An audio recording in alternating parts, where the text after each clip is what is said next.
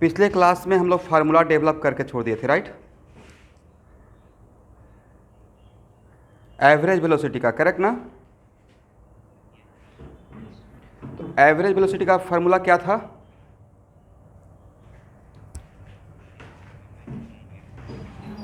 Total delta R by delta T, is it right?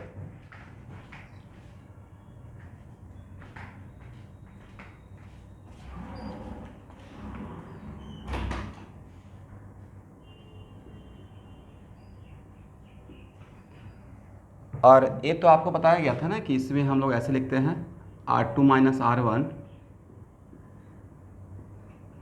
Divided by T2 minus T1, और ये R1 लेते हैं T1 पे। तो इसका मतलब ये R1 R2 क्या है? मेरा R1 R2 मेरा उस मोमेंट का पोजीशन है, राइट?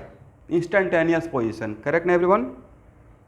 जैसे ही आप R1 को बोलते हैं कि R1 is the position vector of the particle at time T1, तो एक पार्टिकुलर टाइम का बात आपने किया, वो टाइम है T1, इज इट राइट? और किसी खास टाइम का चीज़ को हम लोग बोलते हैं उस मोमेंट का इंस्टेंटेनियस। इसका मतलब इस फार्मूला में R1 R2 आता है instantaneous position vector, is it right? और यहाँ से ही आपको इसमें एक और चीज़ विजुअलाइज करवा दिए थे कि यहाँ पे इस फार्मूला को देखने का तरीका ऐसे भी बन सकता है। और बताए थे स्टूडेंट कि यहाँ पे ये फार्मूला लुक्स लाइक, जो हम लोग वेक्टर में पढ़े थे ना, multiplication of vector by scalar, तो यहाँ पे B equal to lambda into A के जैसा दिखने लगा, राइट? तब वहाँ से एक बात मैंने क्या बोला कि जो एवरेज वेलोसिटी का डायरेक्शन रहेगा वो डेल्टा आर के डायरेक्शन में होगा, करेक्ट? ओके। और किसी भी दो वेक्टर का डायरेक्शन सेम होने के लिए वहाँ पे ही लिखवाया था उन दोनों वेक्टर का यूनिट वेक्टर सेम होना पड़ेगा, राइट? आज के बाद किसी भी दो वेक्टर का डायरेक्शन अगर सेम है या प्रूफ करना है तो दोनों का इंडिविजुअल यूनिट वेक्टर निकाल लीजिए, डैम श्योर उन दोनों का यूनिट वेक्टर सेम होगा। अगर सेम नहीं होता है मतलब उन दोनों का डायरेक्शन सेम नहीं है। क्रॉस चेक करने का तरीका, करेक्ट? जस्ट स्टार्ट किया हूँ, जो पिछले क्लास में पढ़ाया था ना उसी बात को दोबारा रिपीट कर रहा हूँ क्लास के कंटिन्यूटी को मेंटेन करने के लिए, ठीक है? पिछला क्लास में यही तो पढ़ रहे थे।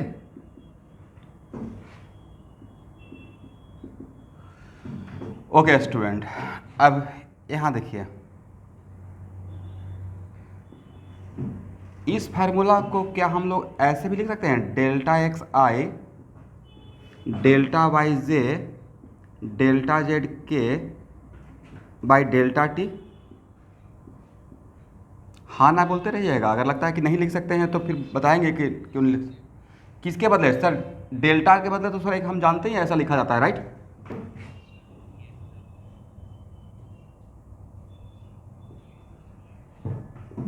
क्या इसको डेल्टा टी से डिवाइड कर सकते हैं?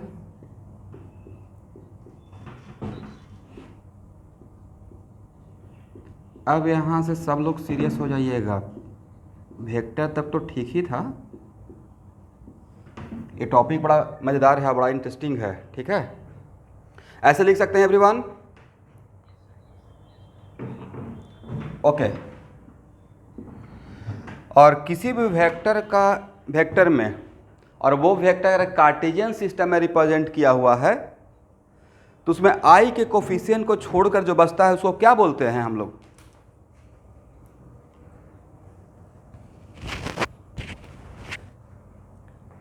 क्या आप लोग को नहीं पता है कि आई के कोफिशिएंट को छोड़कर जो बचता है उसको एक्स कंपोनेंट बोलते हैं उस वेक्टर का? हेलो, क्या हम लोग ऐसा बोल सकते हैं आई के कोफिशिएंट को छोड़कर? तो यहाँ पे आई के कोफिशिएंट को छोड़कर, सॉरी आई का छोड़कर नहीं, आई का कोफिशिएंट क्या है? Delta x by delta t. Very good. और जे का कोफिशिएंट क्या है? Delta y by delta t. और के का coefficient? Very good. Okay everyone, इसको क्या पढ़ेंगे, जरा पढ़िए तो। Very good. X component of average velocity vector, right. देखिए मैं कोशिश करता हूँ कि पूरा बात बोलूँ ताकि उसमें लगे कि क्या बोल रहा हूँ, सामने वाला को भी समझ में आ जाए, ठीक है। वेलोसिटी बोलेंगे यहाँ पे तो लगेगा इंस्टेंटेनियस के लिए सर बोल दिए, राइट।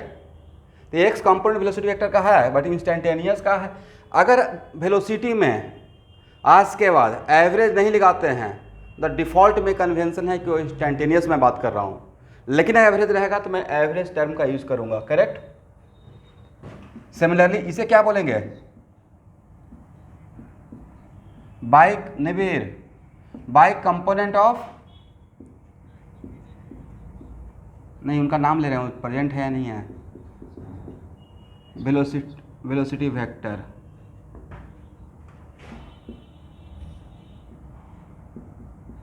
और इसे क्या बोलेंगे, Z component of average velocity vector. कल या परसों में कुछ स्टूडेंट का इंट्रोडक्शन लिया था, न्यू स्टूडेंट का, क्या वो लोग ज्वाइन किए हुए हैं?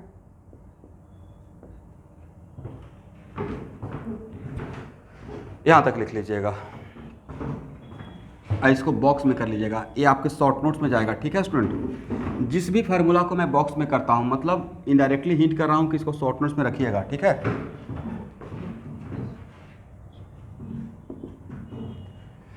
अगर इसको भी शॉर्ट ऐसे कर दिए तो किसी पॉइंट ऑफ व्यू के लिए मैंने बोला कि हाँ ऐसा करना चाहिए था, ठीक है ना। हाँ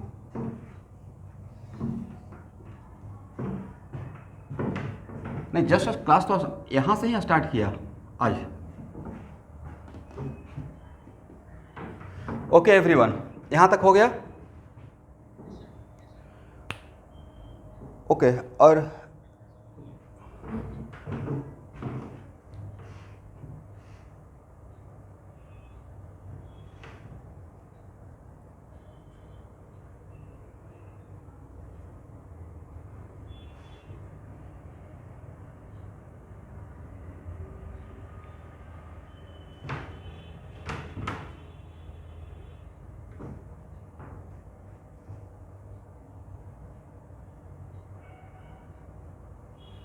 हो जाएगा तो बोलिएगा।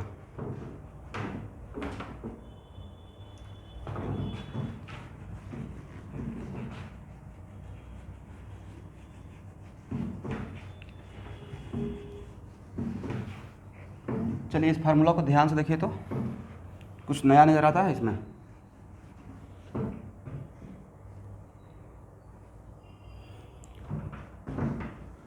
स्टूडेंट मान लेते हैं,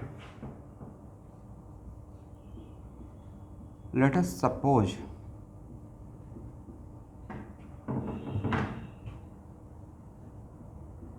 z is constant with time, correct. तो z अगर कांस्टेंट रहेगा तो किसी भी कांस्टेंट क्वांटिटी का चेंज तो जीरो होता है, राइट। इसका मतलब if z coordinate is constant with time, तो इन तीनों में कौन सा जीरो हो जाएगा?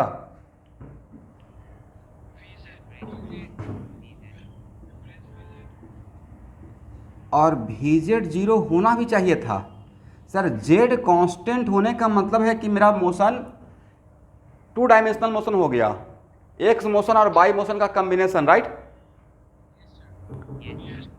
और अगर z कांस्टेंट और 2 डायमेंशनल मोशन है तो भाई जो डायमेंशनल मोशन रहेगा वेलोसिटी का वो कंपोनेंट सिर्फ मिलेगा, और जो मोशन नहीं रहेगा उसका कंपोनेंट डैम से और जीरो होना चाहिए, राइट।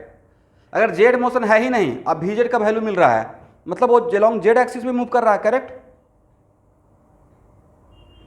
इसलिए let us suppose if z is constant with time then उसका वेलोसिटी, इसका मतलब जेड मोशन नहीं है, जेड मोशन नहीं है तो वेलोसिटी का जेड कंपोनेंट डैम से और जीरो होना चाहिए था, जीरो हो भी रहा है, correct.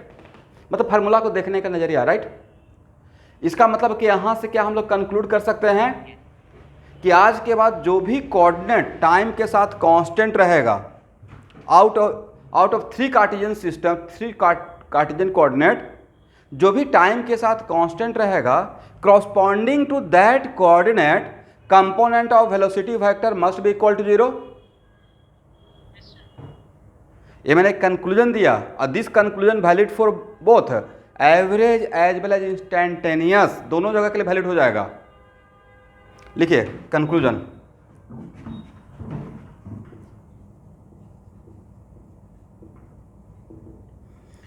if any coordinate is constant with time, if any coordinate is constant with time,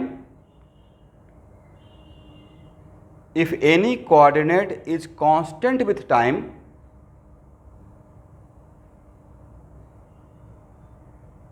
then corresponding to that coordinate,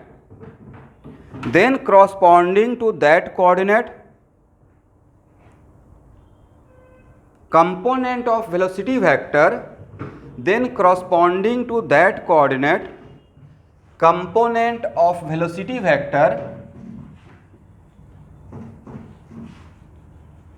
must be equal to 0. Component of velocity vector must be equal to 0.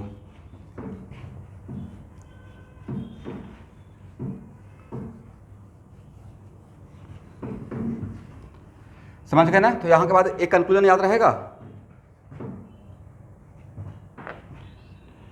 चलिए, और average velocity का direction किसके direction में? Delta R के direction में, correct. ये भी बात याद रहेगा। यहां तक तो किसी को कंफ्यूजन नहीं है?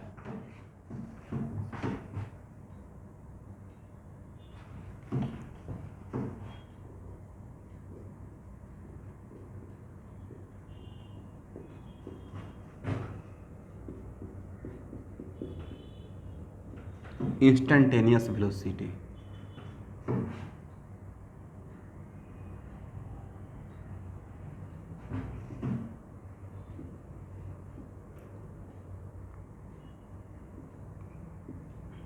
यहां देखिए v equal to delta R by delta T, is it right? v equal to delta R by delta T. अब it is very important to note that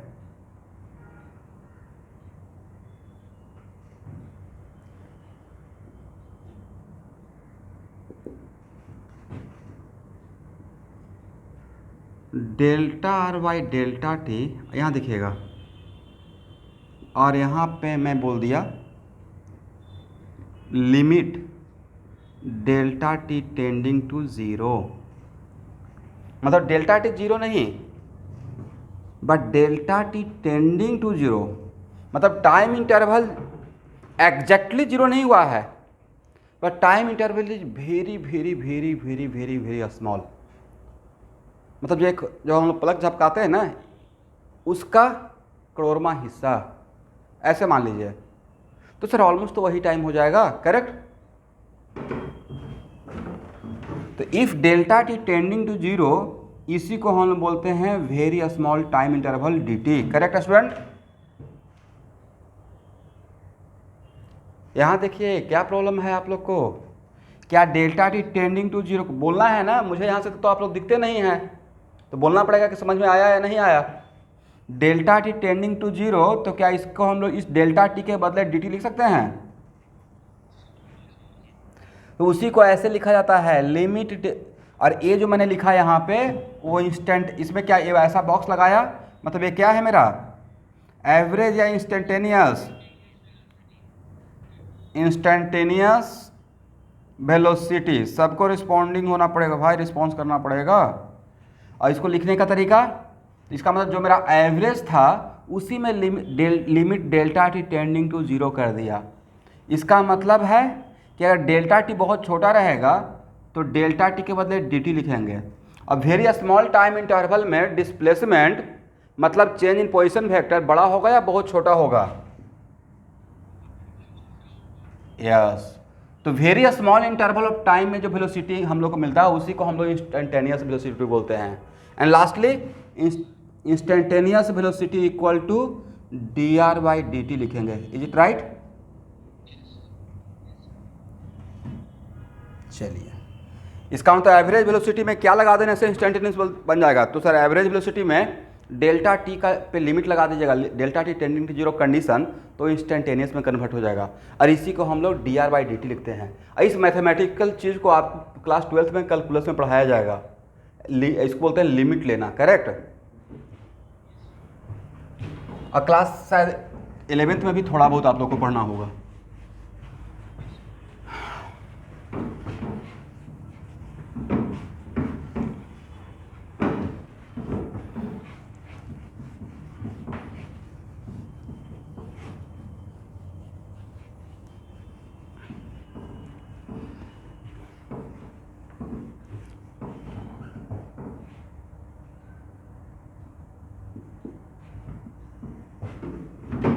यहाँ देखिए, जहाँ तक मुझे याद है मैंने आपको पढ़ाया था कि dr का डायरेक्शन किसी पॉइंट पे, dr का डायरेक्शन उस पॉइंट के टेंजेंट के पैरेलल हो जाता है। याद है ये बात? वेक्टर में पढ़ाया था। मान लेते हैं मुझे यहाँ पे मेरा पार्टिकल है, मेरा पार्टिकल ऐसे मूव कर रहा है इस पाथ पे, ये मेरा पाथ ट्रेजेक्ट्री है, कोई तो एक रास्ता रहेगा जाने का, ये मेरा ट्रेजेक्ट्री है, और मैं इस पॉइंट P पे अभी आया हूँ। तो पॉइंट P पे अगर आपको इंस्टेंटेनियस वेलोसिटी का डायरेक्शन पूछा जाएगा, जैसे एवरेज का मैंने बताया था कि एवरेज वेलोसिटी का डायरेक्शन डेल्टा आर के डायरेक्शन में हो जाएगा, वैसे ही इंस्टेंटेनियस वेलोसिटी का किसी मोमेंट में पूछा जाएगा। तो अगर मुझे पाथ और या ट्रेजेक्ट्री दिया रहे, आज के बाद पूरे फिजिक्स में, नॉट इवन इस चैप्टर, अगर ट्रेजेक्ट्री पता है, उसका रास्ता पता है, और किसी मोमेंट पे, किसी गिवन टाइम t पे उस पार्टिकल का इंस्टेंटेनियस वेलोसिटी का डायरेक्शन पूछा जाएगा, तो उस पॉइंट पे आप एक टेंजेंट ड्रॉ कर लीजिएगा, ठीक है। और जिस तरीके से जाते रहेगा तो टेंजेंट का डायरेक्शन, तो टेंजेंट आगे भी जाएगा और पीछे भी जाएगा। तो सर dr का डायरेक्शन, तो dr का डायरेक्शन जिस तरफ जाते रहेगा उसके तरफ ले लीजिएगा, ठीक है। तो ये मेरा dr का डायरेक्शन रहेगा, करेक्ट एवरीवन। चलिए, और फिर फार्मूला को देखने का नज़रिया थोड़ा चेंज करते हैं।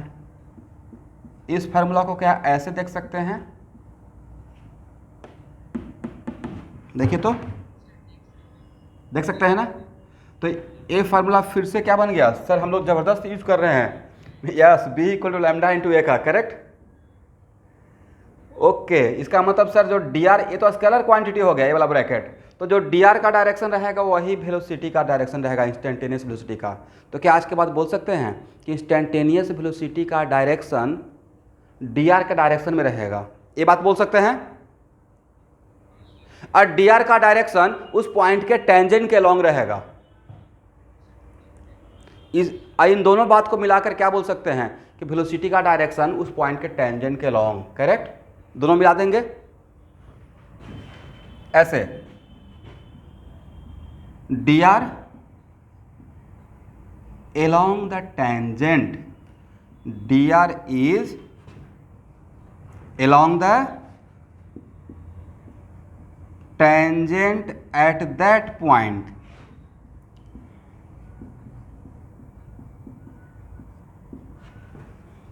अब उसमें टेंजेंट एट दैट पॉइंट में कुछ स्टूडेंट बार बार दोबारा फिर से कंफ्यूज कर जाएंगे, इसलिए मैं क्लास में सब कुछ बोल देना चाहता हूँ। टेंजेंट आगे भी रहेगा पीछे भी रहेगा, तो वहाँ पे अप्लाई और कॉमन सेंस, जिस तरफ जा रहे हैं उस तरफ लेंगे, राइट। एंड भी इज अलोंग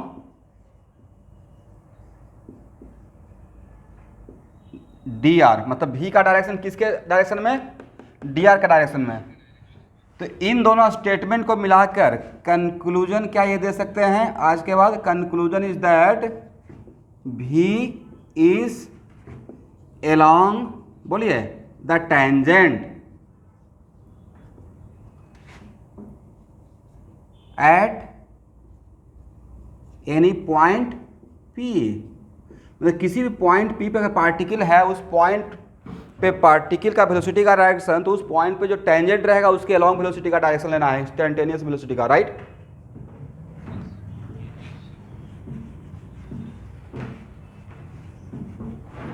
इसका मतलब एक मिनट लेट, जब मैं कुछ एक्सप्लेन करता रहूँगा उसके बाद मैं रुकूंगा, आप लोग जो भी दिमाग क्वेश्चन आता है माइंड में उसको दिमाग में रखिएगा। तो यहाँ पे वेलोसिटी का इंस्टेंटेनियस वेलोसिटी इस डायरेक्शन में, अगर यहाँ पे मेरा पार्टिकल रहेगा तब किस डायरेक्शन में, इस डायरेक्शन में, करेक्ट। पीछे क्यों नहीं लिए सर, जा तो इधर रहे हैं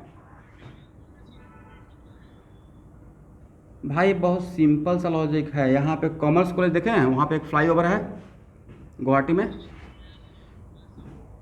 तो जैसे जैसे रास्ता है वैसे ही तो गाड़ी का स्टीयरिंग मिलाते हैं, या गाड़ी का स्टीयरिंग को फिक्स कर दीजिएगा, चलते रहो डिवाइडर को तोड़ते हुए, ऐसा नहीं कर सकते हैं भाई। जो रास्ता बना है उसके अकॉर्डिंग चलते हैं, तो रास्ते के अकॉर्डिंग हम लोग को चलना मजबूरी है, कॉन्स्टेंट कंडीशन है, राइट। उसको लेते हुए तो भाई पार्टिकल के लिए रास्ता मैंने ऐसा सिलेक्ट किया, तो जैसे जैसे रास्ता रहेगा वैसे वैसे ही वो अपने आप को एडजस्ट करेगा, राइट, क्योंकि वही उसका ट्रेजेक्ट्री है। तो यहाँ पे रहेगा तो वेलोसिटी का डायरेक्शन ए दिखेगा, यहाँ पे रहेगा तो वेलोसिटी का डायरेक्शन कैसे दिखेगा सर, यहाँ पे टेंजेंट ड्रॉ कीजिए, करेक्ट। तब किसी को कंफ्यूजन, इंस्टेंटेनियस वेलोसिटी का डायरेक्शन किसके डायरेक्शन में, डी आर के डायरेक्शन में, डी आर किसके अलोंग, टेंजेंट के अलोंग, मतलब दोनों पॉइंट को मिलाकर सर वेलोसिटी, इंस्टेंटेनियस वेलोसिटी, किसी भी पॉइंट पे अगर पार्टिकल है तो उस पॉइंट पे उसका डायरेक्शन उसके ट्रेजेक्ट्री के उस पॉइंट पे टेंजेंट के अलोंग। फॉर एग्जांपल मान लेते हैं कल के डेट में मैं ऐसा कोई मोशन पढ़ा रहा हूँ जिसमें पार्टिकल का ट्रेजेक्ट्री ऐसा हो गया, करेक्ट, हो सकता है ना, कोई बड़ी बात नहीं है। और आप लोग भी जान रहे हैं कि मैं क्या बोलना चाह रहा हूँ, आप लोग थोड़ा बहुत एक बार देखे हुए भी हैं प्रोजेक्टाइल मोशन, राइट। मान लेते हैं मैंने पार्टिकल को ऐसे फेंका, करेक्ट, तो अगर पार्टिकल यहाँ पे था तो इंस्टेंटेनियस वेलोसिटी का डायरेक्शन ए रहेगा, करेक्ट। कुछ देर के बाद पार्टिकल अगर यहाँ आ गया तो ऐसे रहेगा, ऐसे क्यों रहेगा आप तो बता सकते हैं सर, टेंजेंट नहीं, यहाँ पे रहेगा तो सर इसके पैरेलल कीजिए, राइट। और चांस की बात है सर पैरेलल कर रहे हैं तो इस लाइन के पैरेलल भी हो गया, खैर इस लाइन के पैरेलल है या नहीं वो बाद की बात है, बट एटलीस्ट आपको ये तो आइडिया हो गया कि इंस्टेंटेनियस वेलोसिटी का डायरेक्शन किधर होता है, राइट। और यहाँ पे रहेगा तो सर ऐसे कर दीजिए, पता है कि नहीं, ए और ए सेम होता है प्रोजेक्टाइल मोशन में मैग्नीट्यूड वाइज, ओके। कम से कम इतना तो फायदा है कि थोड़ा बहुत आप सुन के रखे हैं, बहुत ज़बरदस्त बेस और कॉन्फिडेंस आ जाएगा फिजिक्स में। फिजिक्स टान है और सबसे इंटरेस्टिंग मुझे बना देना है।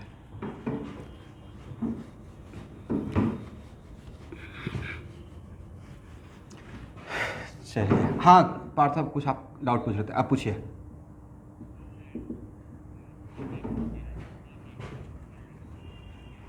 मतलब है कि टाइम इंटरवल बहुत छोटा ले रहे हैं, डेल्टा टी, मतलब उसको डेल्टा टी इक्वल टू 0 नहीं बोल सकते थे, मतलब अपने आप को थोड़ा बचा के रखे हैं, लिमिट में है, मतलब डेल्टा टी को छोटा कर रहे हैं 0 के बराबर, tending to but not equal to 0। ये कुछ ऐसा ही है कि 90 डिग्री से थोड़ा कम, बहुत नहीं यार, 90 से थोड़ा ज़्यादा, करेक्ट।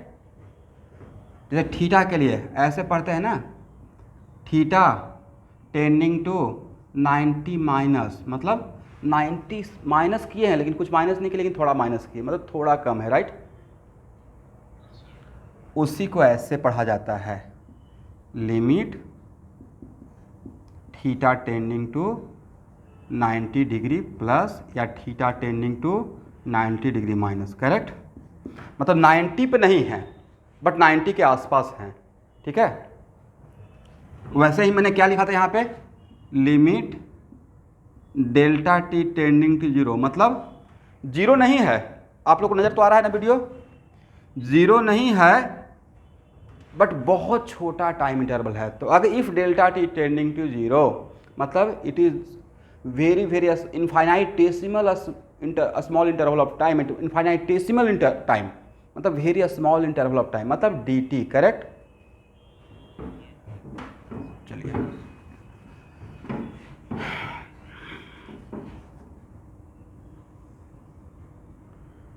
मान लेते हैं कि किसी पार्टिकल का मोशन अगर सर्कुलर मोशन है और पार्टिकल एंटी क्लॉकवाइज घूम रहा है और पार्टिकल इस पॉइंट पे है, तो उसका वेलोसिटी का डायरेक्शन किधर रहेगा,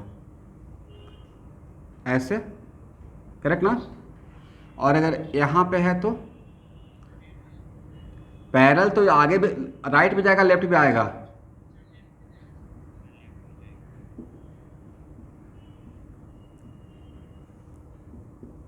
ऐसे रहेगा करेक्ट, यहाँ पे रहेगा तो ऐसे रहेगा नहीं, और यहाँ पे अगर है तो सर यहाँ पे टेंजेंट ड्रॉ कर दीजिए, करेक्ट ना। चलिए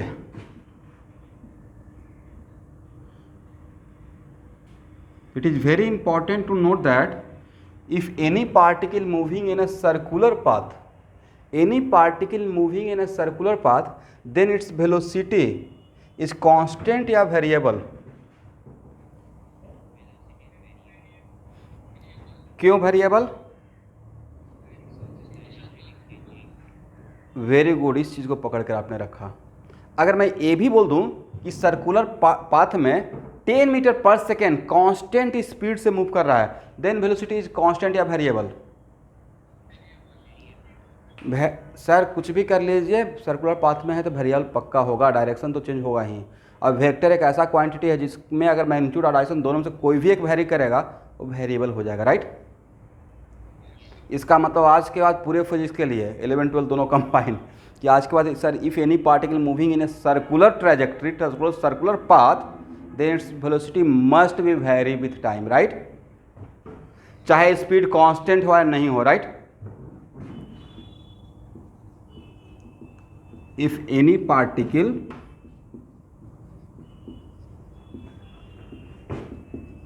मूविंग ऑन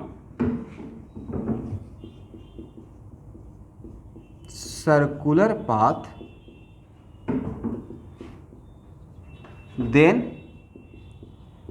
its velocity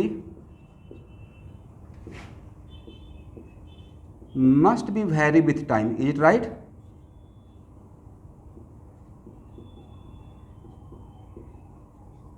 ठीक है ना। चलिए यहां तक लिख लीजिए।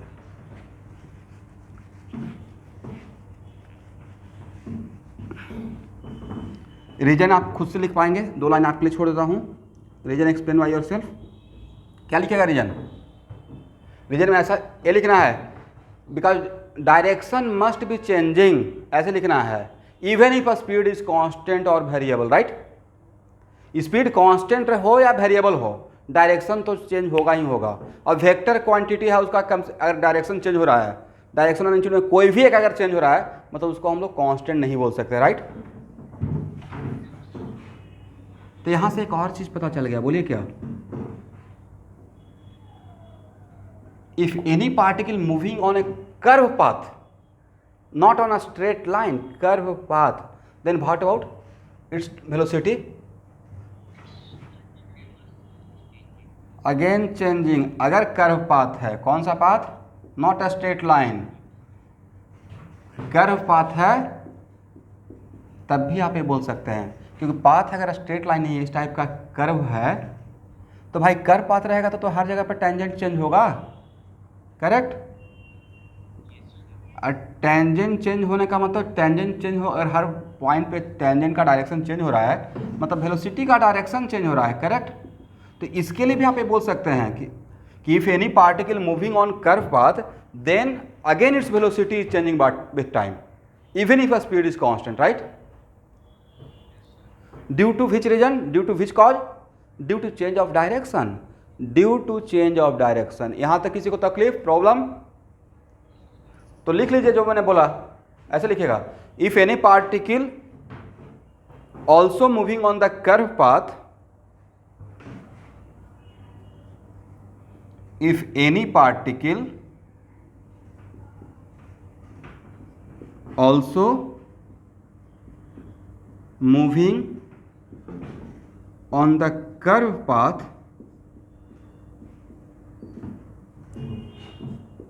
then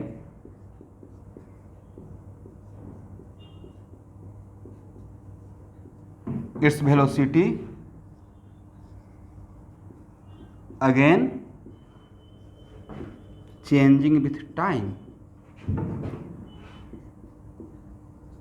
even if speed is constant. Speed बोलने का मतलब है कि मैं वेलोसिटी का मैग्नीट्यूड बोल रहा हूँ। अगर वेलोसिटी का मैग्नीट्यूड ले लिए तो वही क्या बन जाएगा स्टूडेंट? स्पीड। करेक्ट। हाँ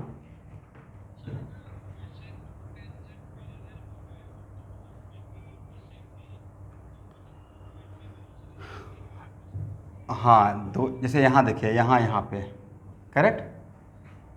लेकिन वो दो क्या ऑलवेज सेम हो गया, या वो तो दो अब यहाँ बोल रहे हैं कि ठीक है,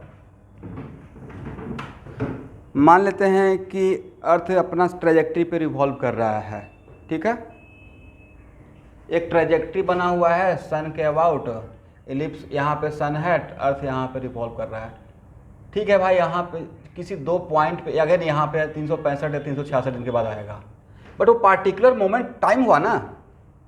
वैसे ही मेरा यहाँ पे मेरा क्वेश्चन क्या है, if any particle also moving on that curve path then its velocity again changing with time. हर टाइम के साथ चेंज हो रहा है, मतलब इस टाइम के बाद इस टाइम पे अलग रहेगा, नहीं कि मैं उसी टाइम पे नहीं बोल रहा हूँ, टाइम के साथ। इस यहाँ पे जो वेलोसिटी है इसके जस्ट पहले इसके जस्ट बाद क्या वही है या अलग नजर आएगा? बट दो अलग अलग टाइम पे एट ए गिवन टाइम, दो इंस्टेंट पे इट मे बी सेम हो सकता है। बट मेरा क्वेश्चन था कि अगर कंटिन्यूसली टाइम को चेंज कर रहे हैं तब क्या रहेगा? ये तो आपने दो पॉइंट लिया ना, दो, एक T1 और T2, राइट? T1 T2 पे हो सकता सेम हो, बट क्या टाइम के साथ आपको सेम है या डिफरेंट है? डिफरेंट। तो मैंने ये बोलना चाह रहा था, समझे?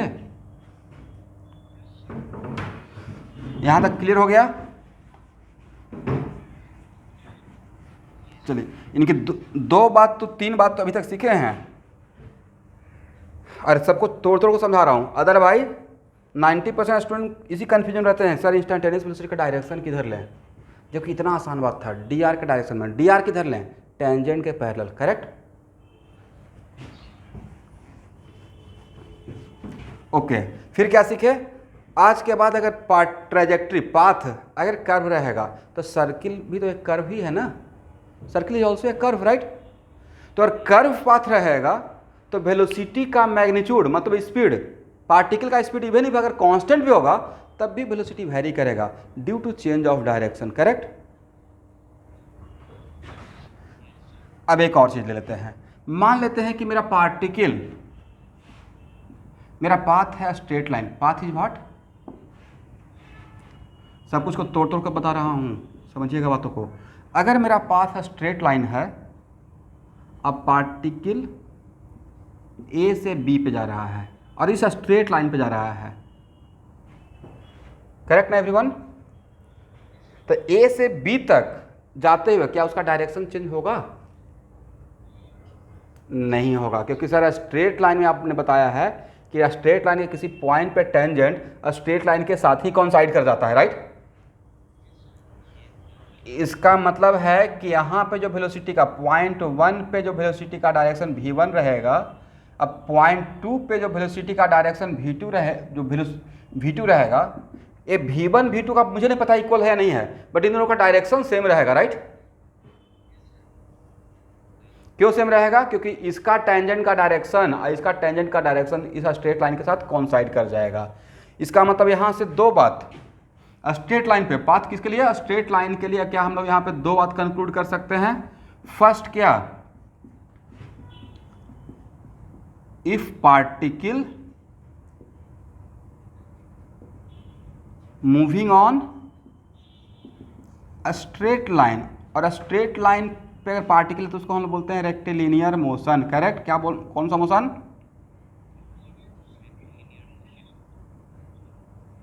if particle moving on a straight line and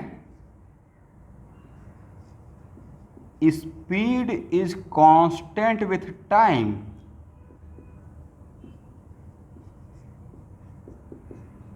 तो अगर मेरा पार्टिकल स्ट्रेट लाइन पे मूव कर रहा है और स्पीड कांस्टेंट विथ टाइम है, अब ऐसा नहीं करना है कि सर ये तो ऐसे जाके ऐसे ही, ऐसे मेरा स्ट्रेट लाइन ऐसा है ए से बी, अब बी से सी। ये particle moving on A given straight line, बड़ा कन्फ्यूजन है भाई, क्योंकि जैसे ही आगे बोलता हूँ तो मुझे लगता है कि बच्चे तो फिर ऐसे कर देंगे, अपना कमाल दिखा देंगे।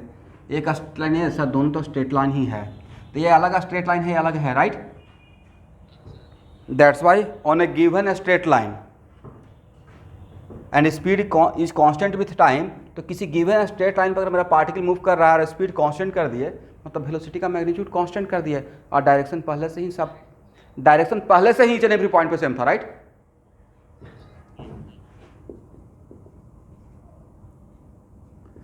Then velocity is constant, correct ना स्टूडेंट। यहां तक किसी को डाउट?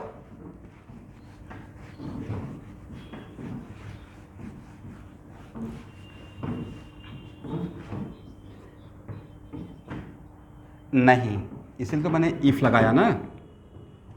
अगर ऐसा होता है तो ऐसा होगा, राइट। किसी को भी जो भी डाउट रहेगा पूछते रहिएगा। तो सेकेंड, इसलिए मैंने दो केस बना दिया। If speed is vary with time, मैं किसके लिए बोल रहा हूं? इसका दो case student, straight line path के लिए, तो मैंने दो केस बना दिया, case first, case second, right. If speed is vary with time, then velocity को क्या बोले, कांस्टेंट या वेरिएबल? वेरिएबल, क्योंकि डायरेक्शन तो सेम है लेकिन मैग्नीट्यूड तो डिफरेंट हो रहा है, राइट। इसका मतलब इंस्टेंटेनियस वेलोसिटी का हम लोग डायरेक्शन, इफ पाथ ही पहले से पता हो तो सर पाथ अगर कर्व पाथ रहेगा तो ऑलवेज वेरिएबल ही दिखेगा ड्यू टू डायरेक्शन, राइट। अब लेकिन अगर स्ट्रेट लाइन रहेगा और तब अगर स्पीड कांस्टेंट रहेगा तो वो किसी दो इंटरवल के बीच में वेलोसिटी ऑलवेज कांस्टेंट नजर आएगा ईच एंड एवरी पॉइंट पे। यहाँ तक हो गया, आगे बढ़े। यस,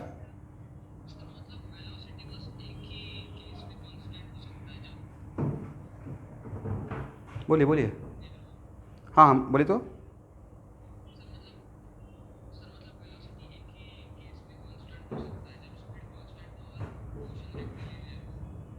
यस, अगर कर्व पाथ रहेगा तो डैम से वो वेरी करेगा टाइम के साथ, ठीक है। अब ये चीज़ देखिए, अब चीज़ों को डील कर रहे हैं, अब कुछ कुछ की पॉइंट लिख रहे हैं। अब यहाँ से थोड़ा थोड़ा आपका दिमाग ओपन होना स्टार्ट हो जाएगा। अब मैं आपके स्कूल के एग्जाम के लिए रेस्ट काइनेमेटिक्स नहीं पढ़ा रहा हूँ, अब मैं फिजिक्स पढ़ा रहा हूँ। मतलब वो स्कूल के एग्जाम में आ जाए, नीट में आ जाए, जेईई मेन में जाए, एडवांस में आ जाए, कहीं भी आ जाए।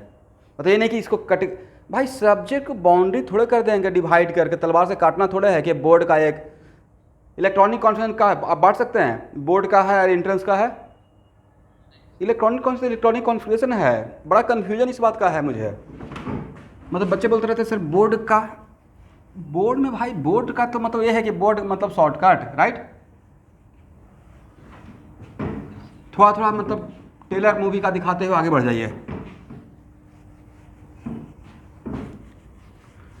अगर किसी बच्चे को सब्जेक्ट सिखाना है, मेरा एक लाइन का थीम है सक्सेस का, पहले सब्जेक्ट में इंटरेस्ट लाइए, कंपटीशन का टेंशन छोड़िए कि होगा या नहीं होगा।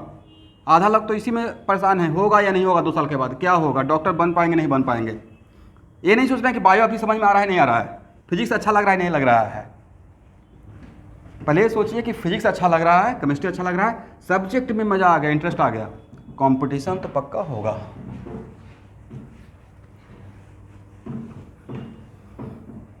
हम लोग ईरोड चाहे एच सी वर्मा का पूरा चैप्टर लगा के उठते थे, या कोई बहुत बढ़िया प्रॉब्लम बन गया, प्रॉब्लम बना कर उठते थे, अजीब सा अंदर से हैप्पीनेस आता था, आह मज़ा आ गया, एक क्वेश्चन बन गया, चलो इसी बात पर चाय पीते हैं। तो ऐसा टाइप का फीलिंग था। चलिए अब आगे आते हैं। v इक्वल टू क्या sir, D R by D T, right. And D R के लिए क्या लिख सकते हैं, एक्स आई प्लस वाई जे प्लस जेड के, ये मैंने किसके बदले लिख दिया, आर के बदले, right.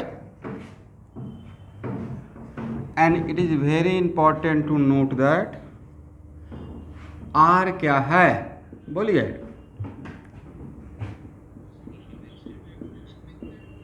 Position vector of a particle, right.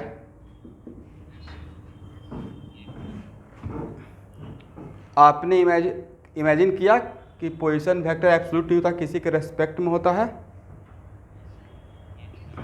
जैसे car is moving with 20 kilometre per hour, ये तो हम लोग बोल देते हैं right. Car is moving with 20 kilometre per hour, correct ना।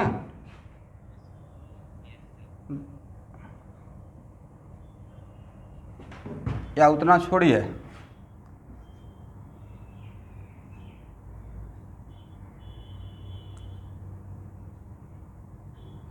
दो फ्रेंड हैं, या कार ही ले लीजिए, मिस्टर ए और मिस्टर बी चला रहे हैं, ठीक है, ए और बी। ए भी 10 किलोमीटर पर आवर, ए भी 10 किलोमीटर पर आवर। ये एक दूसरे को देखेंगे तो एक दूसरे के रेस्पेक्ट में इनको रेस्ट नजर आएगा राइट, मूव करते हुए नजर नहीं आएगा।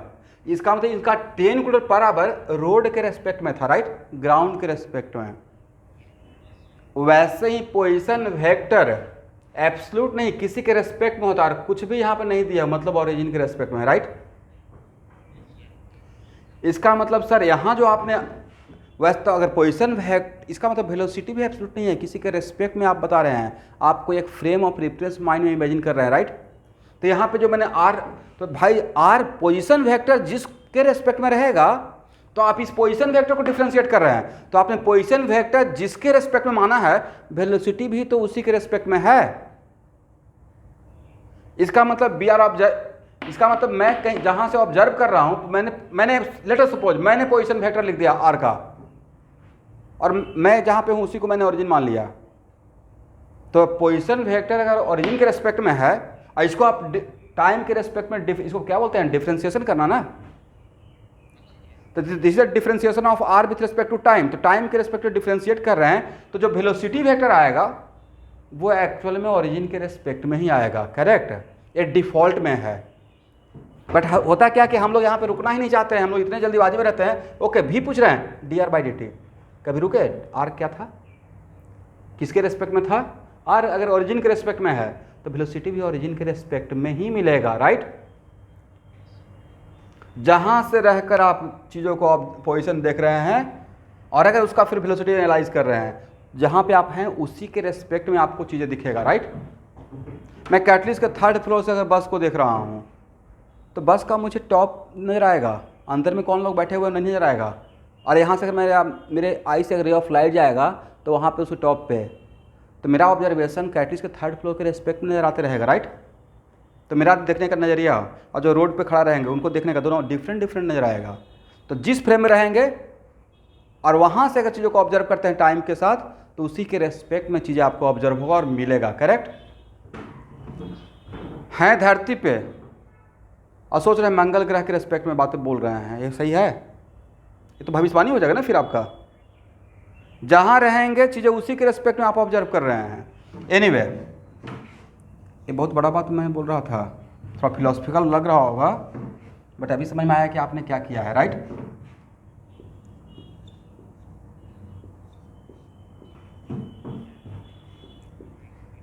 मैंने बस ये एक्सप्लेन किया कि पोजीशन वेक्टर जिसके रेस्पेक्ट में रहेगा और उस पोजीशन वेक्टर को आप डिफरेंशिएट करते हैं, तो वेलोसिटी वेक्टर भी उसी के रेस्पेक्ट में रहेगा राइट। फॉर एग्जाम्पल यहाँ देखिए, और जहाँ से चीज़ों को ऑब्जर्व करते हैं उसको हम लोग नाम देते हैं फ्रेम ऑफ रेफरेंस, करेक्ट। मतलब कुछ तो फ्रेम मानेंगे कि मेरा पॉइंट ऑफ रेफरेंस ये है राइट। मान लेते हैं कि ये पाथ है, करेक्ट, ये ट्रैजेक्टरी है, पार्टिकल इस पाथ पे मूव कर रहा है, बट कहीं से तो आप पोजीशन वेक्टर ड्रॉ करना नहीं स्टार्ट करेंगे, उसके लिए तो एक पॉइंट को फिक्स करेंगे राइट। तो जो चीज़ों को ऑब्जर्व कर रहे हैं उसके लिए आपने एक फ्रेम बनाया जिसका नाम दिया एस, करेक्ट। आप यहाँ पे बैठे हुए हैं, ठीक है। तो ये पोजीशन वेक्टर आपको किसके रेस्पेक्ट में नजर आ रहा है? ये जो पोजीशन वेक्टर ड्रॉ कर रहे हैं, नॉट इवन ओरिजिन सिर्फ नहीं बोलना है, आप ये भी बोल सकते हैं with respect to frame s, correct. ये मैंने फ्रेम एस को फिक्स कर दिया, एक पॉइंट पे थोड़े बैठे रहेंगे। मतलब मान लेते हैं कि मैं जू रोड तिनियाली में खड़ा हूँ राइट, वहाँ से इन चीज़ों को ऑब्जर्व कर रहा हूँ, तो वही मेरा फ्रेम ऑफ रेफरेंस हो गया। मान लेते हैं कैटलिस्ट के 3rd फ्लोर पे मैं वहाँ से अपना ऑफिस के विंडो से देख रहा हूँ चीज़ों को राइट, तो वही मेरा पॉइंट फ्रेम ऑफ रेफरेंस हो गया राइट। इसका मतलब मेरा एक यहाँ पे मैं ऑब्जर्व यहाँ देख रहा हूँ और मैं अपना सोच लिया कि अच्छा यहाँ से पोजीशन वेक्टर को ड्रॉ करते रहना है, करेक्ट। इसका मतलब अब जो मुझे पार्टिकल का वेलोसिटी नज़र आएगा वो इस फ्रेम के रेस्पेक्ट में आएगा, ठीक है। एनीवे इसे बहुत बार आता रहेगा, घबराने की बात नहीं है। चलिए इसको, इस ब्रैकेट को हम लोग ऐसे ओपन कर सकते हैं, dx/dt i, correct, dy by D T जे।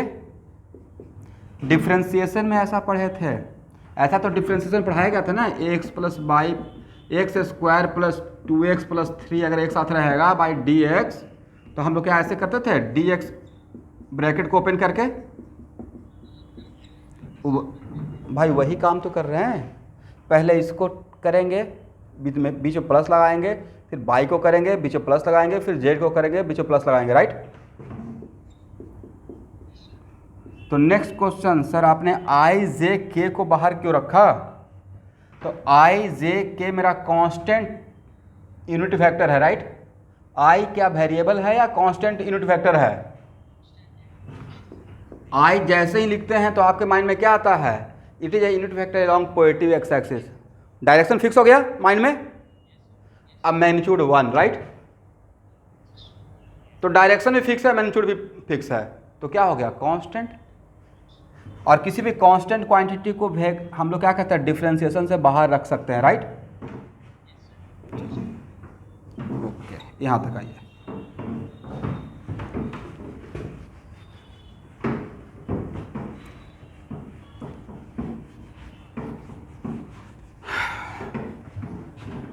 बोलिए स्टूडेंट, आई का कोफिशिएंट कितना है?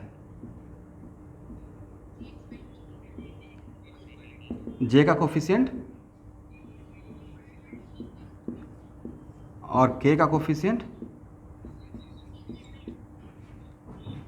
ओके, इसको क्या बोलिएगा? अब x component of velocity vector, मतलब इंस्टेंट, अगर एवरेज नहीं बोल रहे मतलब इंस्टेंटेनियस है, ठीक है, अदरवाइज बहुत लेंदी बोलते रहेंगे हम लोग। नहीं, x component of velocity vector, correct. Mind में लेकिन चलेगा इंस्टेंटेनियस। ये क्या है स्टूडेंट?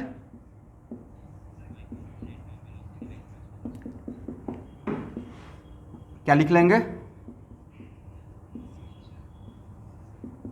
चलिए ओके, इसका मतलब आज के बाद अगर एग्जाम में क्वेश्चन में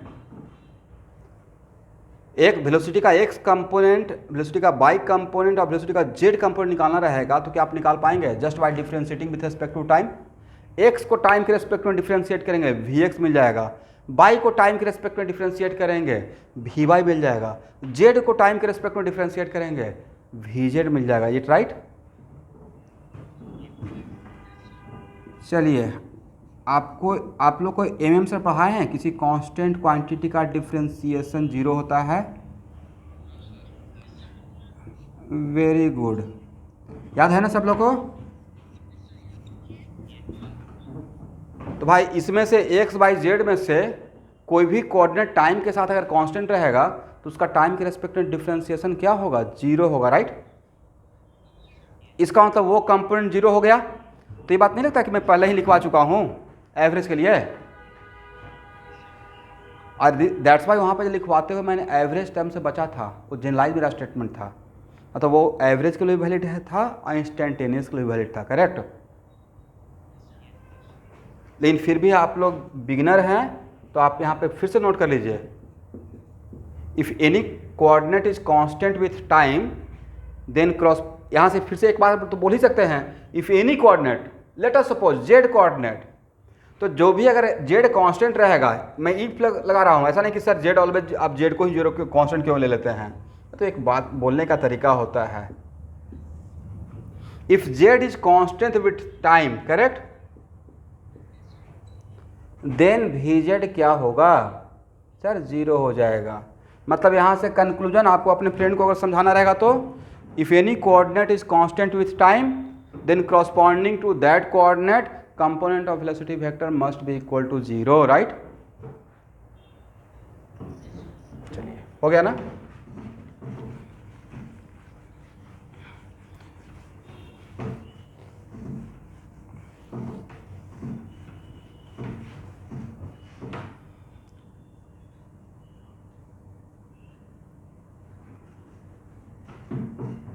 देखिए स्टूडेंट, अब जरा ऑब्जर्व कीजिए, अगर आर गिवन है, मतलब आर दिया हुआ है, आर हम लोग को दिया हुआ है, ठीक है, मतलब आर का फंक्शन पता है,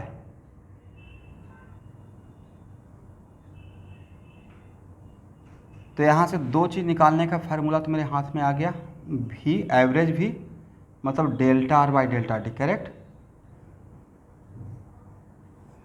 और इंस्टेंटेनियस भी मतलब D R by D T. इसका मतलब है कि आर दिया रहेगा और इंस्टेंटेनियस वेलोसिटी निकालना है, तो कौन सा मैथमेटिकल टूल का हम लोग का हेल्प मिल रहा है? अगर नहीं जानते तो हम लोग प्रॉब्लम में फंस जाते हैं सर, डिफरेंशिएशन, राइट। अब समझ में आया कि डिफरेंशिएशन क्यों इंपॉर्टेंट हो गया था हम लोग लाइफ में। If R is given and we have to find out the instantaneous velocity, then we use the mathematical tool that is known as differentiation. Differentiation का यहाँ पे हम लोग हेल्प लेंगे, राइट। चलिए, और एवरेज निकालना रहेगा तो delta R by delta T. बस इतना ही अभी तक पढ़ाया हूँ, पिछले 45 मिनट से इतना ही बात बोला हूँ, ठीक है।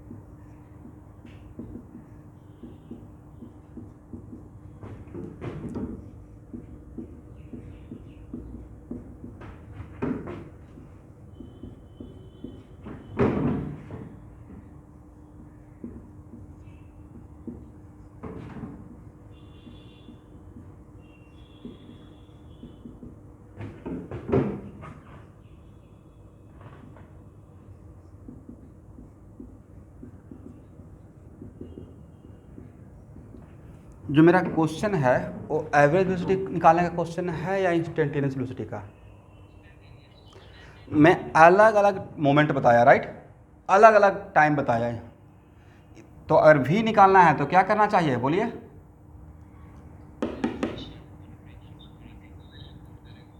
Yes, D R by D T करेंगे, राइट।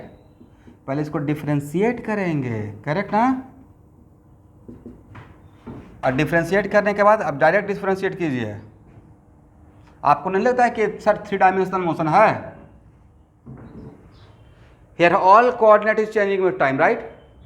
तो टी स्क्वायर का डिफ्रेंशिएशन क्या होता है एवरीवन, और इसका क्या लिखें बस, और जे छोड़ दें के, यस। और यहाँ जो भी मिला सर, ये तो इस पोजीशन मेरा, अगर आपका पोजीशन वेक्टर इस तरीके से अगर वैरी कर रहा है तो उसके लिए भी इंस्टेंटेनियस वेलोसिटी है। इसमें कोई भी आप टाइम पुट करेंगे, नॉट इवन कि 0, 1 second and 2 second, 10 second put करेंगे तो नहीं निकलेगा सही। तो किसी भी टाइम का आप देगा रिजल्ट, क्योंकि इसका नाम ही है इंस्टेंटेनियस वेलोसिटी का एक्सप्रेशन, राइट। अब इतना भी खुश नहीं हो जाना कि एकदम कॉपी पेन लेकर बैठ गए और सारा टाइम पुट कर रहे हैं। जो क्वेश्चन में रहेगा वही पुट करना है। t = 0 पुट कर दीजिएगा, क्या मिला भाई? 4 क्या के, राइट। और t = 1 पुट कर दिए, देन 2i + 4k, करेक्ट। और t = 2 सेकेंड पुट कर दिए तो बोलते रहिएगा।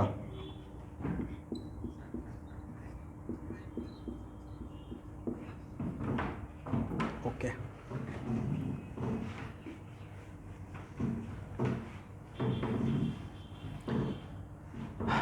इसमें वेलोसिटी का एक्स कंपोनेंट क्या था स्टूडेंट? हम लोग का काम हो गया, हम लोग का यहाँ तक एग्जाम में आएगा तो यहाँ तक निकाल कर छोड़ दीजिएगा, right.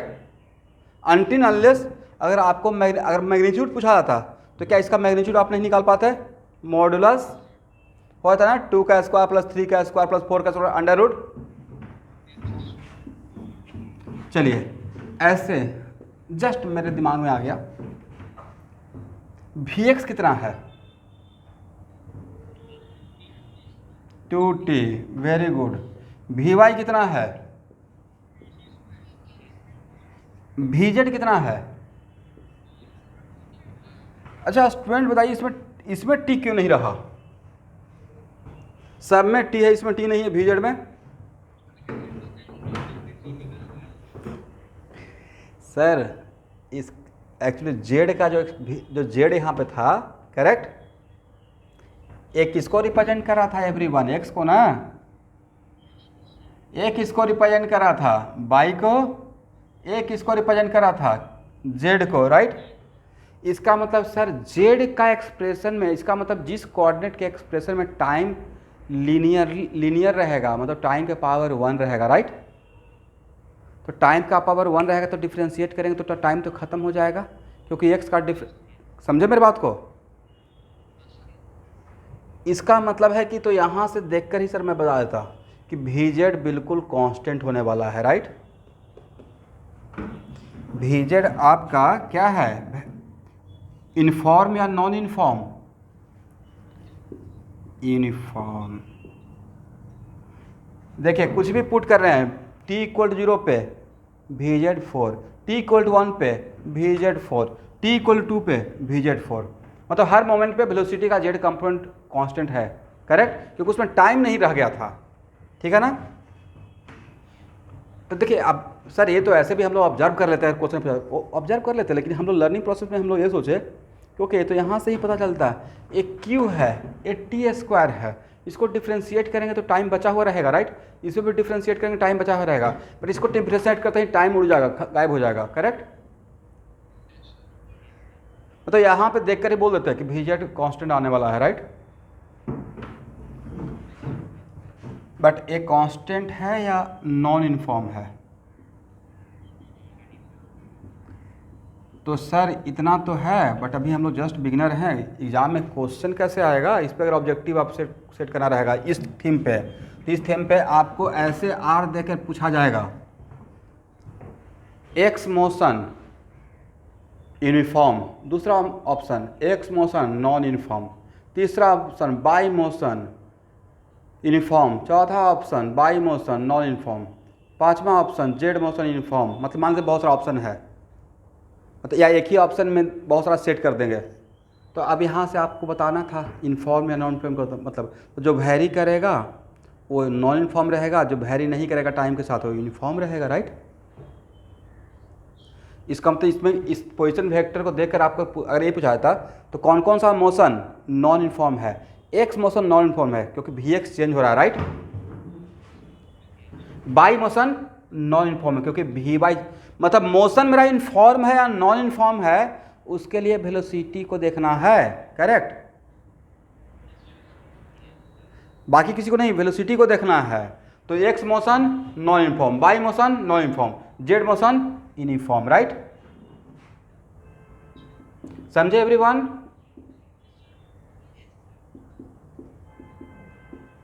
Non uniform, Y motion non inform.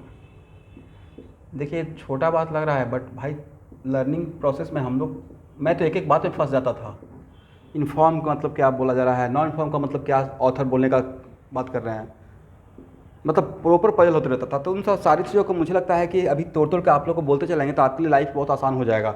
यहाँ तक समझ में आ गया है। तो बोलिए आ गया है। तो पोजीशन वेक्टर को देखकर अगर वेलोसिटी वेक्टर चाहिए तो किस मैथमेटिकल टूल का यूज करते हैं,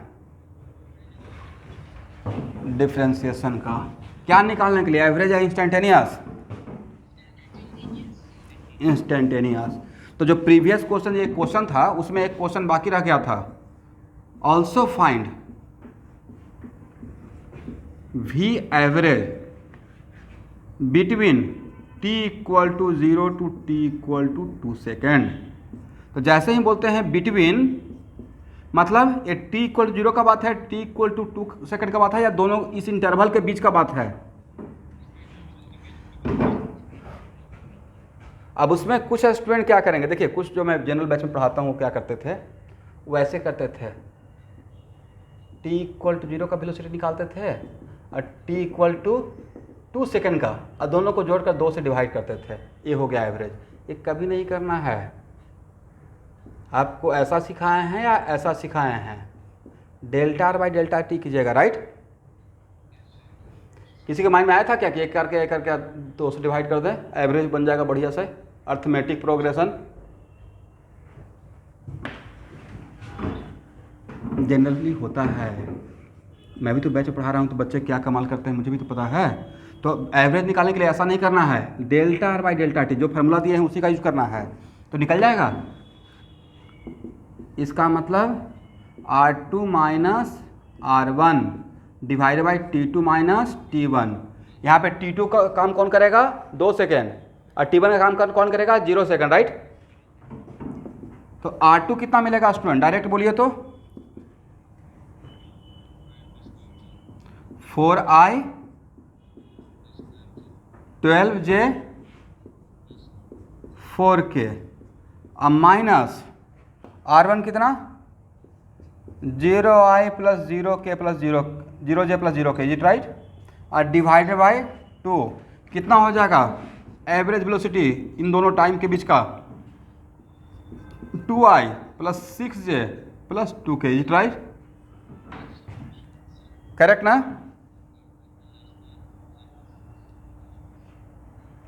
नहीं, R1 में देखिएगा 4t था, R में R1 नहीं, R में 4t था, राइट। अच्छा आप लोग क्या किए हैं, आप यहाँ पे जो सॉरी आप R2 सही से किए हैं ना काम, R क्या था स्टूडेंट, मुझे लगता है आप लोग मिस्टेक करवा दिए, टी स्क्वायर आई प्लस टी क्यू जे आप प्लस 4t के। भाई यहाँ पे t इक्वल टू 2 सेकेंड अगर पुट करेंगे R2 निकालने के लिए, t इक्वल टू 2 सेकेंड, तो 8 होना चाहिए ना,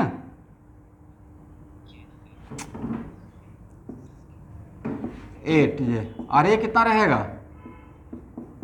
8 के, राइट। और R1 कितना, जब t equal to 0 second put करेंगे तो उसको हम लोग इनिशियल पोजीशन बोलेंगे, तो कितना रहेगा 0 0 पूरा 0 हो जाएगा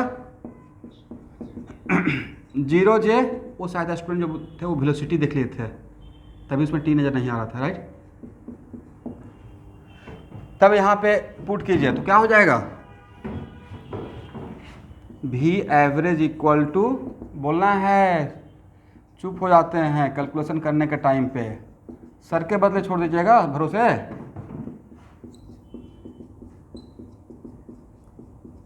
और divided by 2 minus 0, how much, 2i plus 4j, आप प्लस कितना, वेरी गुड।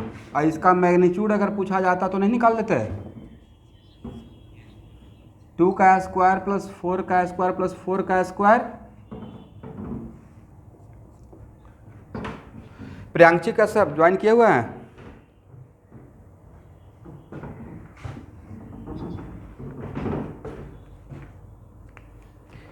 ओके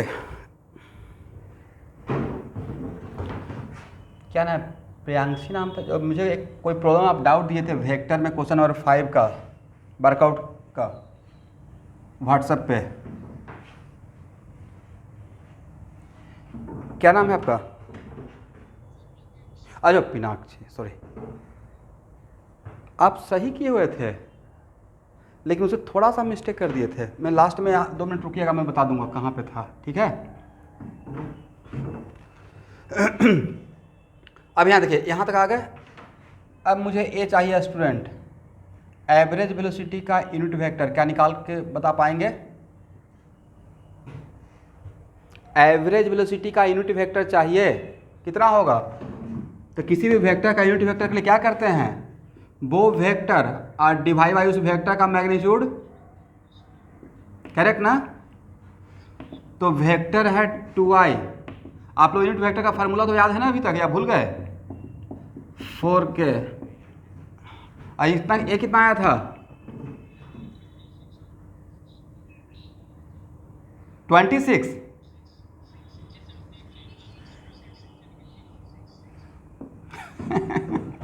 रूट पर 30 सीखा तो 6 बोल ही सकते हैं, बाकी रूट में हम लोग थोड़ा सा कमज़ोर हैं, राइट। कभी कभी एक कहावत है, मतलब किनारे में आपके डूब जाना, राइट, पूरा समुद्र तैर के पार कर गए। प्रिपरेशन का भी यही होता है। देखिए ना अभी कितने जोश से सब लोग लगे हुए हैं। एम मत मैटर नहीं करता है कि आप इनिशियल स्टार्टिंग कितना, मैटर करता है कि इनिशियल स्टार्टिंग बहुत अच्छा होना चाहिए, बट मैटर ये भी करता है कि लास्ट डे तक मेंटली कौन स्ट्रांग था और अपना पेशेंस बनाए रखा। भाई सिंपल सा लॉजिक है। कोई अगर कैटेगरी से बिलोंग करते हैं तो कभी कभी लैक ऑफ इन्फॉर्मेशन भी वो हिम्मत हार जाते हैं। भाई अगर आप एससी और एसटी कैटेगरी से बिलोंग करते हैं, जेई मेन में 25 क्वेश्चन का भी, आप मैं नहीं बोला कि 25 बनाना है, पर 25 क्वेश्चन का भी अगर मार्क्स आ जाएगा तब भी आपका NIT सिलचर में ब्रांच मिल जाएगा, और अच्छा ब्रांच मिल जाएगा। ओनली 20 आउट ऑफ 75, ओनली 25 में तो 100 मार्क्स हो गया, ठीक है, बिल्कुल मिल जाएगा, 100% गारंटी। पिछले 10 साल से मेरा एक्सपीरियंस ऑब्जर्वेशन है, मैं सिर्फ ये लेकिन आसाम के लिए बोल रहा हूँ। तो sir what about 50 question, 50 question का मार्क्स आ गया तो आपका परसेंटाइल 99 चला जाएगा, 99। बट वही कि लास्ट तक पेशेंस रखना पड़ेगा। चलिए कितना हो जाएगा student, 1/3i 2/3j plus 2/3k, is it right. Delta R कितना था, डेल्टा आर बता सकते हैं, delta R between t equal to 0 to t equal to 2 second, जल्दी से बोलिएगा स्टूडेंट। डेल्टा आर सर था 4i plus 8j plus 8k, क्या मैं सही बोल रहा हूँ। मुझे यूनिट वेक्टर डेल्टा आर का भी चाहिए, तो सर यूनिट वेक्टर चाहिए तो आप एक काम कर दीजिए, 4i plus 8j plus 8k, is it right, और डिवाइडेड बाई रूट ओवर, बोलिए तो 4 का स्क्वायर प्लस 8 का स्क्वायर प्लस 8 का स्क्वायर कितना होता है, कितना, वेरी गुड 12 ना, तो 4i plus 8j plus 8k और डिवाइडेड बाई 12 कितना 1/3i, और क्या लिखे हैं 2/3j प्लस 2/3k, करेक्ट ना। देखिए स्टूडेंट आपके लिए हैप्पीएस्ट मोमेंट है, इक्वल है,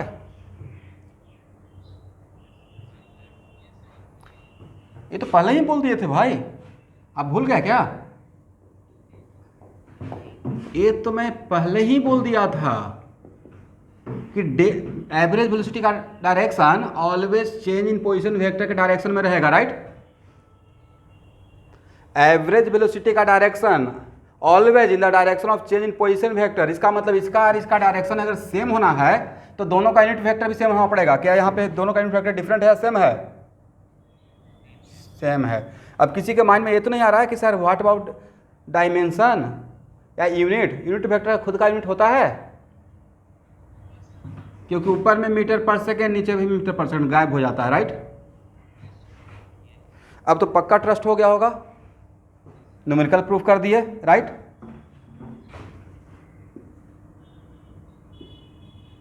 देखिए मेरा पढ़ाने का यहाँ पे जो क्लास, रेगुलर क्लास में जो प्रॉब्लम लेंगे वो फिजिक्स सिखाने के लिए, नॉट कि बस आंसर आ जाए, क्वेश्चन सॉल्व कर दिया। ये सारा क्वेश्चन, एक ही क्वेश्चन से बहुत सारा बात बोलना स्टार्ट करूँगा, ठीक है। किसी को यहाँ तक डाउट, चलिए स्टूडेंट यहाँ तक लिख लीजिए।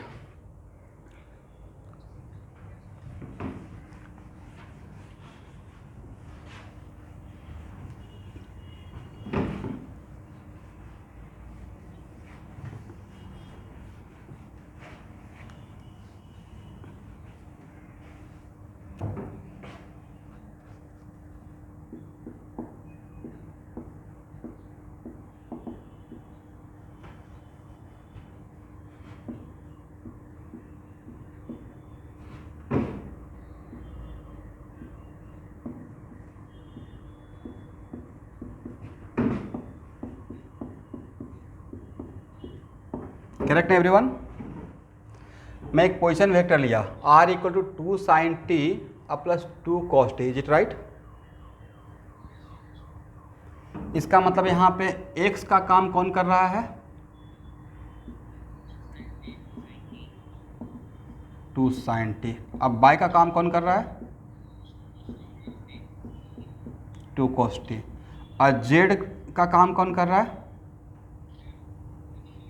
नहीं दिया मतलब जीरो, कोई नहीं दिया मतलब जीरो, मतलब कांस्टेंट है भाई। जीरो को इतना भी जीरो नहीं समझना है, 0 1 से ही अभी पूरा दुनिया चल रहा है। नहीं, कंप्यूटर सिर्फ इसी को समझता है ना, 0 and 1। देखिए ब्रदर से आपका मैं ये बात भूल ही गया कि आपको कंप्यूटर के टीचर का नंबर देना था।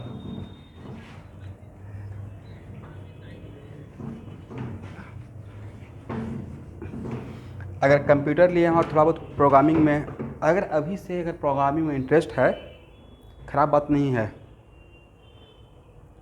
मतलब हम लोग 11th-12th में जब पढ़ रहे थे पटना में, तो प्रोग्रामिंग क्या, इतना तो पता ही नहीं था कि माउस किसे बोलते हैं, मॉनिटर क्या होता है और CPU क्या होता है, वो तो बहुत दूर की बात है। तो हम लोग फर्स्ट सेमेस्टर में ही IIT में C पढ़ना था, लैंग्वेज। क्या हालत हुआ था, यू कांट बिलीव। पता ही नहीं चलता था भाई कि क्या है प्रोग्रामिंग। और वही जो बच्चे पहले से पढ़े हुए था 11th-12th में, कॉन्वेंट वाले, CBSE वाले, वो फटाफट अपना काम कर रहे हैं। और हमको लग रहा था कि जैसे एरोडो में फिजिक्स बनता हो वैसे ही बनेगा। बिल्कुल आप 0 लेवल से स्टार्ट होगा ना आपका। जो भी इंजीनियरिंग का तैयारी कर रहे हैं और अगर कंप्यूटर लेने का मौका है, ले लीजिएगा, तो आगे बहुत काम में आ जाता है। अब जनरली ऐसे बात में नहीं बोलना चाहिए, क्योंकि सर अभी तो पहुँचे ही नहीं हैं, पहुँचे से पहले की बात है। बट अगर एक सब्जेक्ट है तो शौक से भी ले लीजिए, बहुत हेल्प होता है। और ये सिर्फ कंप्यूटर साइंस ब्रांच रहेगा तभी हेल्प होगा ही नहीं, आज के डेट में हर जगह पे वही रिक्वायरमेंट हो जाता है, हर ब्रांच में।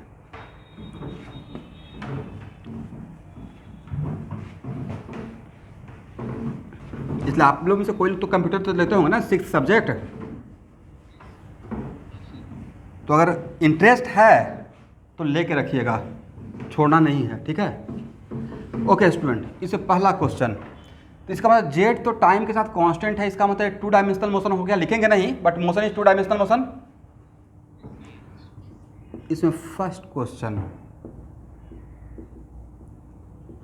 Find out path of the particle. ये ऐसा मैं थोड़ा सा मैथमेटिकल टूल में पढ़ाया था, right. Find out path of the particle. Second question, find out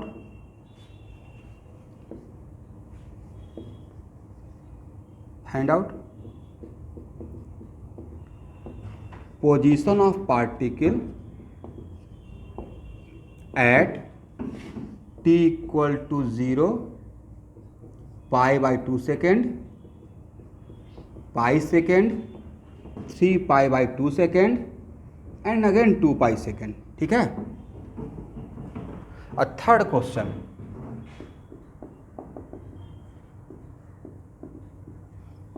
find out v eight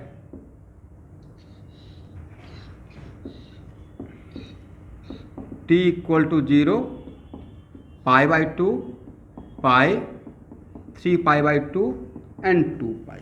ये जो भी पूछ रहे हैं किसी 2 इंटरवल का पूछ रहे हैं या गिवन टाइम पे पूछ रहे हैं, अलग अलग टाइम पे, मतलब इंस्टेंटेनियस वेलोसिटी, राइट। तो इस क्वेश्चन को मैं ड्यू टू टाइम कॉन्स्टेंट मैं सॉल्व करता हूँ। तो आपको मैं trajectory find out the path of the particle, तो किसी पार्टिकल का पाथ निकालने के लिए क्या बोले थे, find out the relation between the coordinate bye eliminating other variable like time, is it right. तो भाई इसमें z के साथ x और y का रिलेशन निकालने का रिक्वायरमेंट है, क्योंकि वो तो ऑलरेडी कांस्टेंट है, करेक्ट ना। जो ऑलरेडी कांस्टेंट है उसका रिलेशन निकालने का रिक्वायरमेंट नहीं है, क्योंकि मेरा पार्टिकल किस प्लेन में मूव कर रहा है, मेरे पार्टिकल का मोशन 2 डायमेंशनल है, XY प्लेन में, करेक्ट। जो कोऑर्डिनेट चेंज होगा उसी का नाम पे मोशन रहेगा। तो मेरा मोशन है XY motion, X motion and Y motion का combined X Y motion, right. इसका मतलब my particle moving in the X Y plane. तो x equal to 2t, first question मैं सॉल्व कर रहा हूँ, x equal to 2 sin t and y equal to 2 cos t, और time हटाना है तो क्या डिवाइड कर दे, क्या करें, डिवाइड करने से टाइम हट जाएगा या tan t बन जाएगा? डिवाइड कर देंगे तो tan, वो सोचे कि अच्छा डिवाइड करते हैं तो tan बन जाएगा, tan के बाद t भी तो लिखेंगे। तो क्या करना है, स्क्वायर करके जोड़ेंगे, right. X square plus Y square, नहीं काम आ गया, बचपन में पढ़ते थे sine square theta plus cos square theta, cos square T, और sine square T plus cos square T कितना होता है, 1। अब देखिए तो इसमें टाइम है नहीं है। और एक किसका इक्वेशन था स्टूडेंट, याद है, मैथमेटिकल टूल में पढ़ाए थे आप लोग को, this is the equation of circle, right. यह स्टैंडर्ड इक्वेशन ऑफ सर्कल है जिसका सेंटर कहाँ पे है, 0 0, और रेडियस कहाँ पे है, सॉरी रेडियस कितना है, 2। यहाँ तक आइए फर्स्ट, बाकी लोग भी तो लिखेंगे।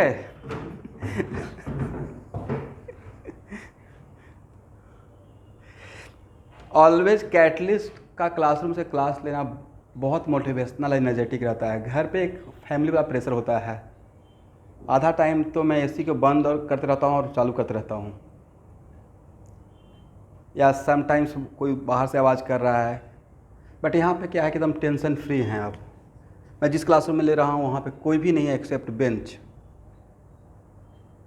मतलब इतना पीसफुल माहौल है।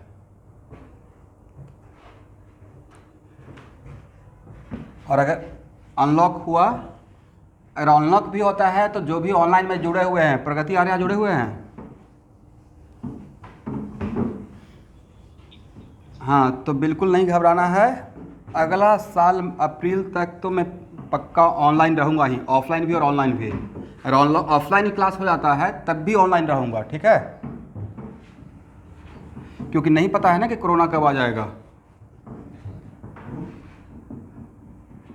और ऐसे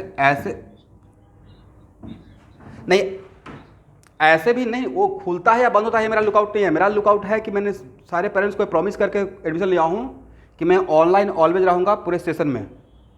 कोई दूर से ज्वाइन किया होगा इस सोच करके कि ऑनलाइन में मैं कर लूँगा क्लास बैठकर, तो इसलिए ऑफलाइन रहेगा तो ऑफलाइन पढ़ाएंगे। इसलिए कभी समटाइम्स ऐसा भी क्लास मेरा चल रहा था पिछले साल कि मैं ऑफलाइन भी पढ़ा रहा था और साथ में लाइव भी था और रिकॉर्डिंग भी था, इसलिए दोनों रहेगा, ठीक है। ओके, सेकेंड क्वेश्चन क्या था स्टूडेंट? तो देखिए ट्रेजेक्ट्री तो पता चल गया, एक क्वेश्चन ऑफ सर्कल है तो सर्कल एक बना दिया। मतलब इस सर्कल के जिसका रेडियस कितना है, रेडियस है 2 मीटर, करेक्ट ना, और सेंटर है 0 0। अब नेक्स्ट क्वेश्चन था position of particle. The position of particle का मतलब एक्स कोऑर्डिनेट, तो टी यहाँ t इक्वल टू 0 पे एक्स कोऑर्डिनेट कितना, अगर आप एक्स कोऑर्डिनेट आप वाई कोऑर्डिनेट बताते रहेंगे तो क्या पोजीशन पता चल जाएगा। तो t इक्वल टू 0 पे एक्स कोऑर्डिनेट 0 और y coordinate 2, right. t equal to pi by 2 second पे एक्स कोऑर्डिनेट अब वाई कोऑर्डिनेट 0, करेक्ट ना। t equal to pi second पे एक्स कोऑर्डिनेट, एक्स कोऑर्डिनेट तो 0 रहेगा, और वाई कोऑर्डिनेट -2, और t equal to 3 pi by 2 पे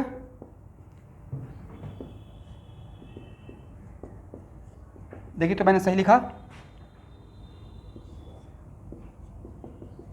और t इक्वल टू 2 पाई पे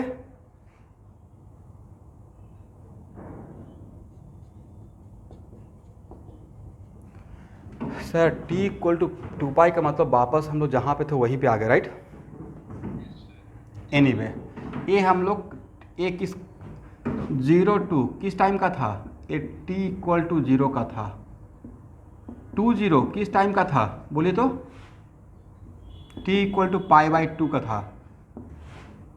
0-2 किस टाइम का था? t इक्वल टू पाई का था। -20 किस टाइम का था? t इक्वल टू 3π/2 का था। सब कुछ पता चल गया? ओके, अब क्या निकालना था? थर्ड क्वेश्चन, इंस्टेंटेनियस वेलोसिटी ना, मतलब वेलोसिटी निकालना था। तो वेलोसिटी किसी भी मोमेंट पे वेलोसिटी निकालने के लिए वेलोसिटी का कौन सा एक्सप्रेशन चाहिए? एवरेज वेलोसिटी का एक्सप्रेशन चाहिए थर्ड क्वेश्चन के लिए या इंस्टेंटेनियस वेलोसिटी का? तो भाई इंस्टेंटेनियस वेलोसिटी के लिए हम लोग पोजीशन वेक्टर को डिफरेंशिएट करते हैं टाइम के रेस्पेक्ट में, राइट? तो साइन टी को डिफरेंशिएट कीजिएगा तो क्या मिल जाएगा? क्या सही है? dr/dt करेंगे ना, dr/dt, और d और r कितना था? 2 sin t i plus 2 cos t j, correct?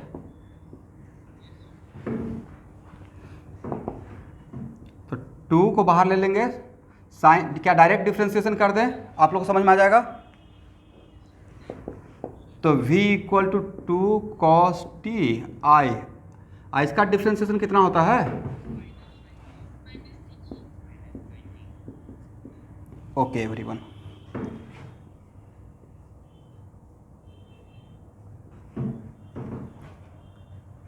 ये क्या है देखिए तो, अगर इसका मॉडुलस लेते हैं तो किस टाइम का? सर एट एनी टाइम, क्योंकि आपने कोई टाइम नहीं पुट किया, बस इसका डायरेक्ट मैग्नीट्यूड निकालना चाह रहे हैं, राइट?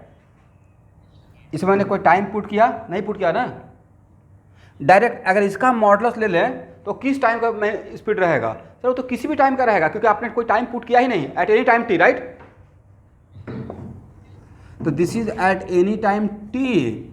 इसमें कोई टाइम, अगर किसी भी वेलोसिटी के एक्सप्रेशन में कोई टाइम पार्टिकुलर टाइम पुट नहीं करते हैं, और before putting particular time if you are taking the modulus, मतलब you are finding out what? Speed at any time T, right? उसको ऐसे पढ़ते हैं, speed at any time T. कितना हो जाएगा?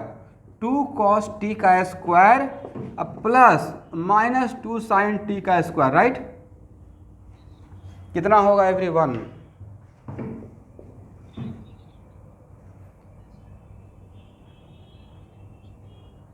मतलब आप लोग समझ गए ना कि 4 cos square T plus 4 sin square T, अब 4 कॉमन लेके cos स्क्वायर टी प्लस, मतलब सिर्फ आंसर आया या बहुत बड़ा चीज़ आपको मिला? सर वेलोसिटी का x कंपोनेंट, यहाँ देखिए अभी वेलोसिटी का x कंपोनेंट, वेलोसिटी का y कंपोनेंट टाइम के साथ चेंज हो रहा है, मतलब वेलोसिटी टाइम के साथ चेंज हो रहा है, बट इसका स्पीड कांस्टेंट है, राइट? क्या स्पीड में टाइम रहा या टाइम गायब हो गया? इसका मतलब है कि my particle moving on a circular path, moving on a circle of radius 2 meter with constant speed, not constant velocity, with constant speed, because इसमें टाइम नहीं बचा। इसका मतलब एट एनी टाइम t इसका स्पीड 2 मीटर पर सेकेंड ही रहेगा, right? This is the observation. तो ये हो गया। तो ये जस्ट मैंने एक यहाँ देखते ही मुझे दिमाग में क्लिक किया कि अच्छा इसका अगर हम लोग मैग्नीट्यूड ले लें तो टाइम गायब हो जाएगा, मतलब पार्टिकल इस सर्कल के सरकमफ्रांस पे कांस्टेंट स्पीड से मूव कर रहा है, राइट? बट स्पीड कांस्टेंट होने से क्या वेलोसिटी कांस्टेंट हो जाएगा? किसी भी कर्व पाथ पे पार्टिकल अगर इवन इफ कांस्टेंट स्पीड से भी मूव करेगा तो डायरेक्शन तो चेंज होते रहेगा, राइट? चलिए एवरीवन, तो वेलोसिटी का आपने एक्सप्रेशन निकाल लिया। ए है velocity at any time T. अब कौन कौन सा टाइम पे वेलोसिटी निकालने के लिए दिया गया था देखिए तो,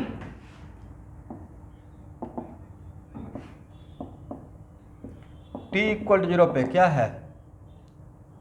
बोलते रहिएगा जल्दी, fast. 2i, correct? t equal to π/2 पे कितना है स्टूडेंट? -2 है ना? टाइम कम है भाई, थोड़ा जल्दी बोलिएगा। t इक्वल टू पाई पे कितना?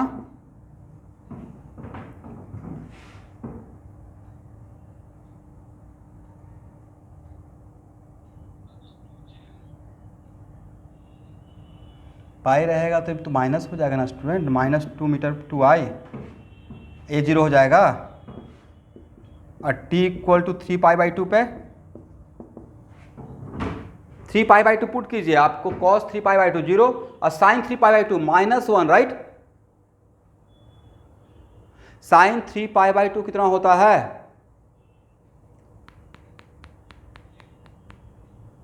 sin 3π/2 ट्रिग्नोमेट्री खत्म कर दिए हैं सर, राइट। ऐसा मत कीजिए, -1 होता है, राइट। अब minus minus becomes plus, correct. और आगे में 2 है तो 2j, ठीक है ना। और t equal to 2π, how much?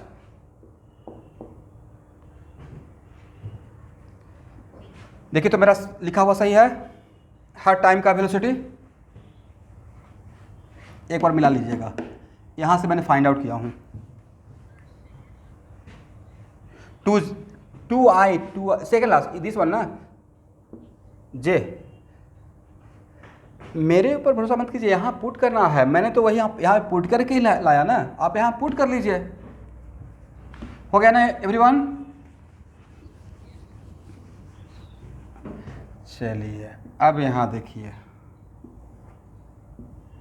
t equal to 0 पे पार्टिकल कहाँ पे था बोला जाए सर? t इक्वल टू 0 पे पार्टिकल यहाँ पे था, राइट। देखिए तो मैंने सही दिखाया।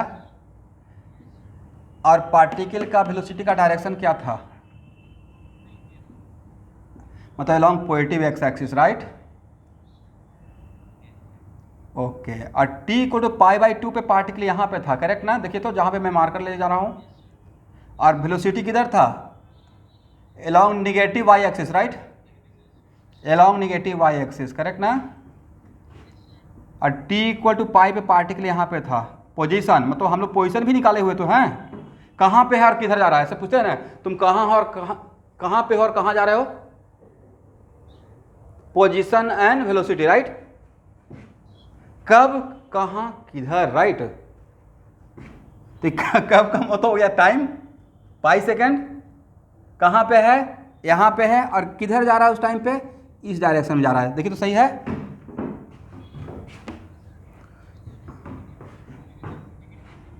हाँ, और यहाँ पे ऐसे।